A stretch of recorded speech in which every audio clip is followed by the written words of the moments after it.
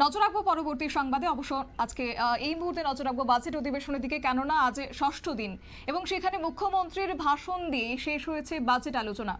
অবশ্য আজ অর্থমন্ত্রীর এই বাজেট নিয়ে ভূয়সী প্রশংসাও করলেন রাজ্যের মুখ্যমন্ত্রী ডক্টর মানিক সাহা। সেই সঙ্গে ছাঁটাই প্রস্তাবের উপর আলোচনা করলেন বিধায়ক সুদীপ রায় বর্মন। যাবো বিস্তারিত আমাদের সঙ্গে যুক্ত হয়ে গেছে প্রতিনিধি সম্রাট চৌধুরী। সম্রাট, কি জানতে পারছো?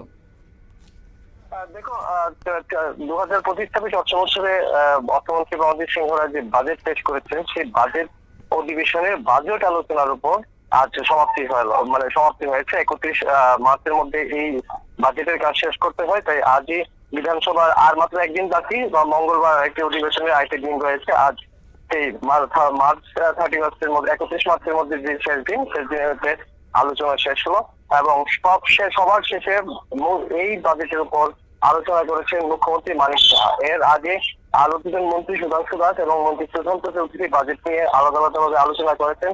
বিগত 3 দিন এই বাজেটের উপর বিরোধী দুই দল সহ সরকারের যে বিধায়করা রয়েছেন তারা আলোচনা করেছেন, বিস্তারিত আলোচনা হয়েছে। একদিকে যেরকম বাজেটের প্রশংসা হয়েছে, তাছাড়া বাজেটের বিভিন্ন নেতিবাচক দিকগুলি কিন্তু তুলে ধরেছে বিরোধীরা। আজ এই বাজেট আলোচনা শেষ হলো। বাজেট আলোচনায় মুখ্যমন্ত্রী গোটা বাজেট একটা বিকাশমুখী বাজেট বলে কিন্তু এই বাজেটের বিভিন্ন দিকগুলি কিন্তু সম্পূর্ণ প্রশংসা করেছেন, সব দিক প্রশংসা করেছেন। তবে বিশেষ করে তিনি গুরুত্ব দিয়েছেন এই নারী ক্ষমতায়নের যে বিভিন্ন রকম প্রকল্প এবং বাজেটের যে একটা করবিহীন বাজেট। ত্রিপুরা রাজ্যের মতো আর্থিক দিক দিয়ে পিছিয়ে পড়া একটি সরকার, যেখানে বেশিরভাগ ক্ষেত্রে কেন্দ্রের উপর নির্ভর করতে হয়, সেই জায়গায় ত্রিপুরার মতো রাজ্যে করহীন বাজেট মুখ্যমন্ত্রীর কাছে খুবই গুরুত্বপূর্ণ এবং এটা সরাসরি ভাবে মানুষের উপকারে আসবে বলে তার অভিমত।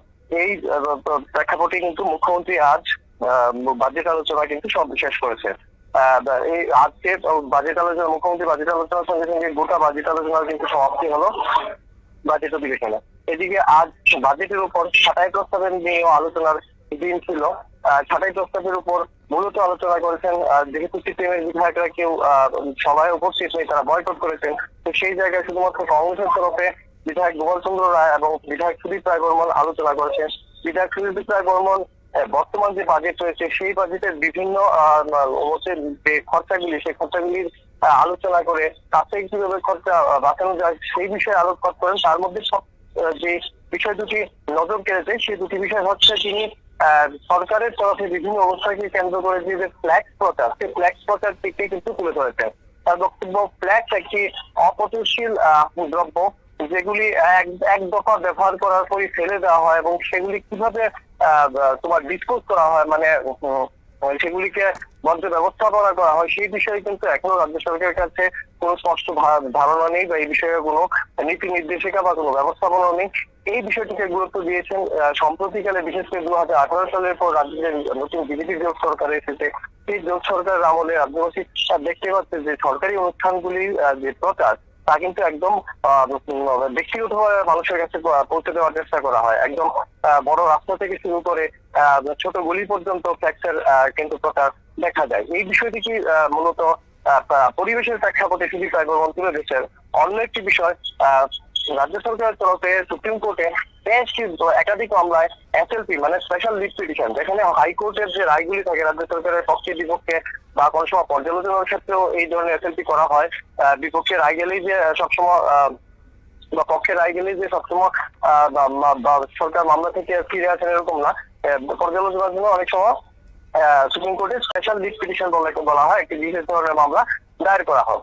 এই ধরনের যে স্পেশাল লিভ পিটিশন গুলি, সেই স্পেশাল লিভ পিটিশন গুলিতে প্রচুর খরচা যায়।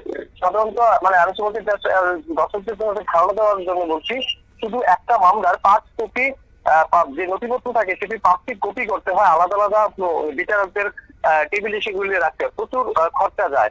সেই খরচা কমানোর জন্য তিনি শুধুমাত্র গুরুত্বপূর্ণ এসএলপি গুলোকেই গুরুত্ব দিতে রাজ্য সরকারের কাছে, বিশেষ করে মুখ্যমন্ত্রীর কাছে তার দৃষ্টি আকর্ষণ করেছেন।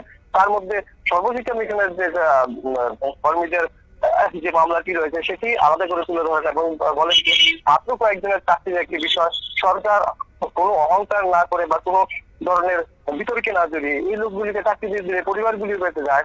পাশাপাশি এই ধরনের যে এসএলপি মামলার যে প্রচুর খরচা বহন করতে হচ্ছে রাজ্য সরকারকে, যেগুলি মূলত জনগণের ট্যাক্সের টাকায়, সেই একটা টাকা অনেকটা ব্যর্থ যায়। এই দুটি বিষয়ের উপর বিশেষ গুরুত্ব দিয়ে সুদীপ রায় বর্মন আলোচনা করেছেন।